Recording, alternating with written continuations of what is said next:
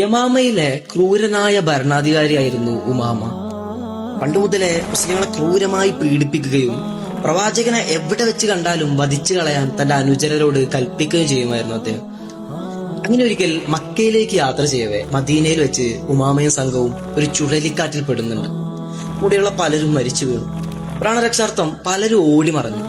സംഭവം നിരീക്ഷിക്കാനെത്തിയ മദീനയിലെ ചില സ്വഹാബത്താണ് മണ്ണിൽ പുതഞ്ഞു കിടക്കുന്ന ഉമാമയുടെ ശരീരം പ്രവാചകന്റെ മുന്നിലെത്തിക്കുന്നത്. പ്രവാചകൻ ആളെ മനസ്സിലായി. മദീന പള്ളിയിലെ ഒരു തൂണിൽ അദ്ദേഹത്തെ കെട്ടിയിട്ടു.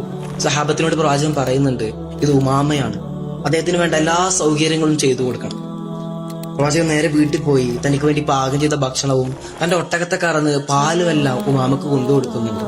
എന്നിട്ട് ചോദിക്കുന്നു, ഉമാമ എങ്ങനെയുണ്ട്? മുസ്ലിങ്ങൾക്ക് തന്നോടുള്ള ദേഷ്യം നന്നായി അറിയുന്ന ഉമാമ പറഞ്ഞു, മുഹമ്മദേ, എന്നെ കൊന്നുകളയൂ, ഞാൻ അത്രയേറെ ഉപദ്രവം ചെയ്തിട്ടുണ്ട് താങ്കളോട്. പുഞ്ചിരിച്ചുകൊണ്ട് പ്രവാചകൻ വീട്ടിലേക്ക് തന്നെ തിരിച്ചുപോയി.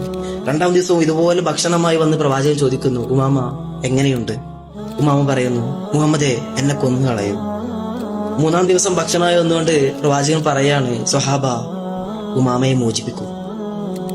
കരഞ്ഞു കലങ്ങിയ കണ്ണുമായിട്ട് പ്രവാചകന്റെ കാൽക്കീയിൽ വീണ് ഉമാമ പറയുന്നു, നബിയെ, ഇന്നേ വരെ ലോകത്തിൽ എനിക്ക് ഏറ്റവും വെറുപ്പുള്ള വ്യക്തി അത് താങ്കളായിരുന്നു.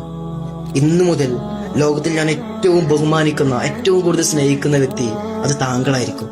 എന്നെ കൊന്നുകളയാനുള്ള അവസരമുണ്ടായിട്ടും താങ്കൾ എന്നെ വെറുതെ വിടുകയാണ്.